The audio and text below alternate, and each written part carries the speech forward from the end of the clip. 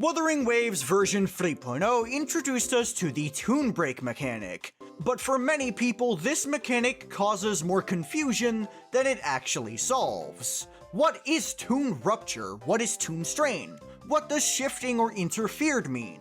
That's what I'm going to be explaining in today's video. First off, I have to describe what every single term within the Toon Break mechanic actually means, starting with off-tune. Off-tune is a value tied to each enemy, and whenever it is fully maxed out, the enemy will enter the Mistune state. How much off-tune do you have to apply for this to be the case? Well, that depends from enemy to enemy. And even if I told you the value, there'd be very little to do with that information anyway, because every single attack applies a certain amount of off-tune. This is not listed anywhere in the game, but the values have been obtained through data mining, so we do have an attached value for off-tune.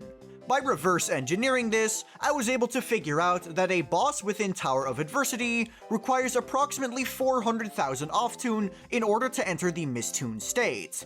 For the average team, this is going to be a bit less than a full rotation. This means you're gonna get a Toon Break approximately every single rotation, with it obviously being lower for elite enemies or common enemies. Okay, cool, the enemy is in the Mistune state. What does that mean? Mistune is the state that enemies enter whenever their off-tune value has been maxed out. This allows you to perform a Toon Break skill. Mistune doesn't really mean anything else, it's just the state that allows you to perform a Toon Break skill. Now how about the Toon Break skills themselves? Whenever an enemy is within the Mistune state and you have just attacked them, you'll be capable of performing a Toon Break skill by pressing the F button if you're playing on PC. Toon Break skills will stop all timers and do in fact have AoE. However, if it attacks an enemy that is not under the Mistune state, you will see that it has greatly reduced damage, often producing damage numbers of 1 or 2. So this AoE is only relevant if there's two enemies next to each other that are both within the Mistune state. If only one of them is in the Mistune state, the other one simply is not going to be taking any relevant amount of damage. The damage of a Toon Break skill is determined by a couple of factors. First, there seems to be a constant number that depends on the enemy's class. For example, a Calamity enemy, an Elite enemy, a Boss type enemy, etc. Kuro games can seemingly play with this value however they want, because when you're fighting the same boss in Double Pawn Matrix within different rounds, you will see that your Toon Break damage will differ. This is most likely something that Kuro implemented to make the later rounds a bit less hard. But that's beside the point because that's not a factor you are able to change. Second of all, Toon Break skills have a set multiplier value of 1600%. This is also something you are unable to change, but I do mention this because it's going to be relevant later. Then third of all, it's affected by the enemy's resistance multiplier, because it seemingly deals physical damage, which means that the physical resistance of enemies is relevant here. So seemingly you will do less damage against a carapace than you would be against a rage against the statue. Then it is also determined by the defense multiplier. The defense multiplier is calculated based on your character level against the enemy level, and it can be affected by things such as Carlotta's Deconstruction effect or Chisa's Threat of Bane. So characters with defense ignore effects like Carlotta or Chisa, or weapons with defense ignore effects like Defier's Thorn and Lux and Umbra are going to be able to increase your Toon Break damage. Then next up, Toon Break damage is not affected by damage bonus and is not affected by crit. So it's very important that your character's crit and damage bonus are irrelevant towards the damage. Damage amplification does affect this, however it's in a really weird way.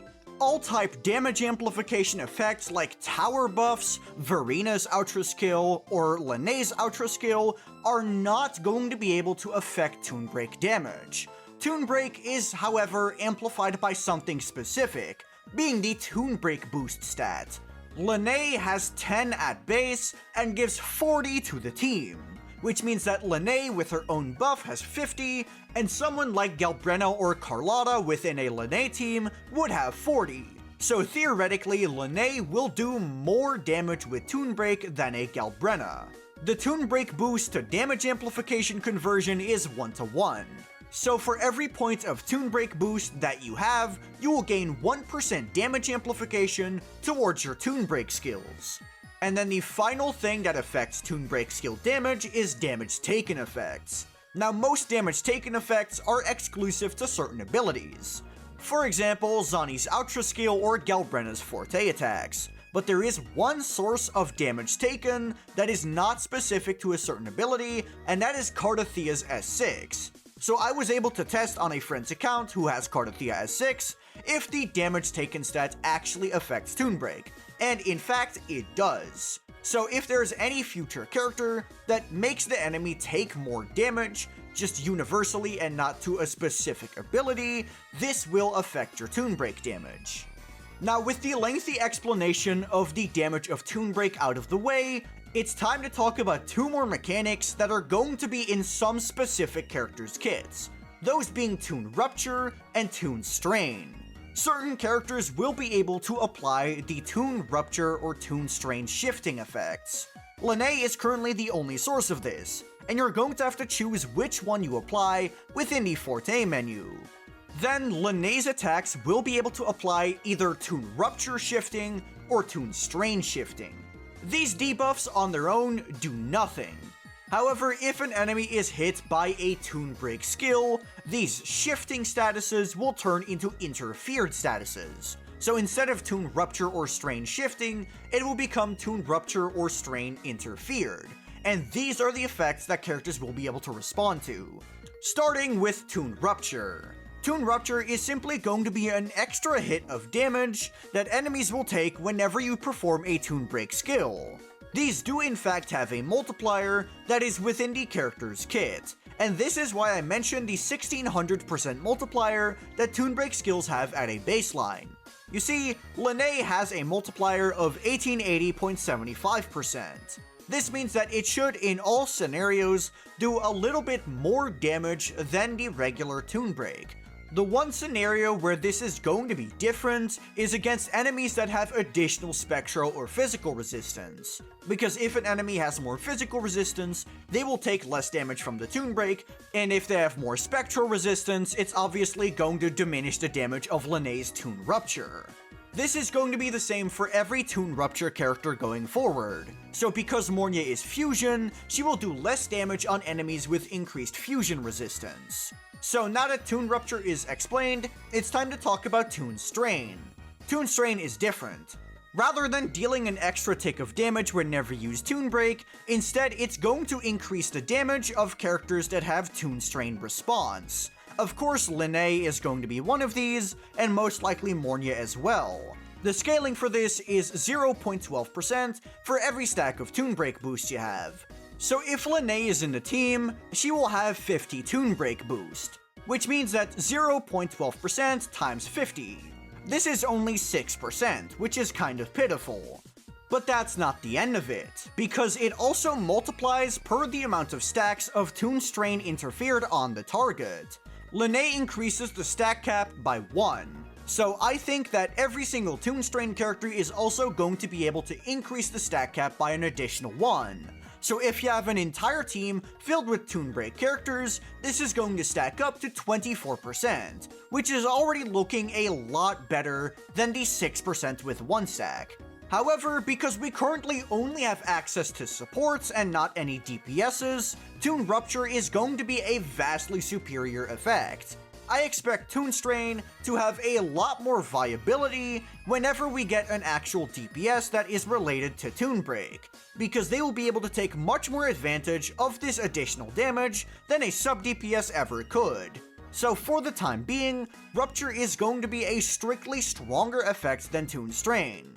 So to summarize everything I've said, every single attack in the game will be able to apply a certain amount of off-tune to enemies. When this off-tune reaches maximum, you'll be able to perform a Toon Break skill on the enemy that does not scale off of damage bonus or crit. Certain characters will be able to apply certain statuses to enemies that will have differing effects based on which status was applied. Currently, only Lynae can do this. Whenever a Toon Break skill is performed on those enemies, characters will be able to respond to the statuses that are applied. Toon Rupture will give you an extra hit of damage that scales the same way as Toon Break does, and Toon Strain will increase the amount of damage that enemy takes. There is also a new stat called Toon Break Boost that will buff all of these effects. Toon Break based characters have 10 at base, and lynae will be able to give an additional 40. Hopefully my explanation of Toon Break was helpful to you. If it was, let me know in the comments down below. And while you're down there, be sure to like the video and subscribe to the channel. If you have any further questions, you can join my Discord server, which is linked in description. And if you just want to see more of me as a person, you can check out my second channel, which is also linked in description. But that'll be all from me. Peace.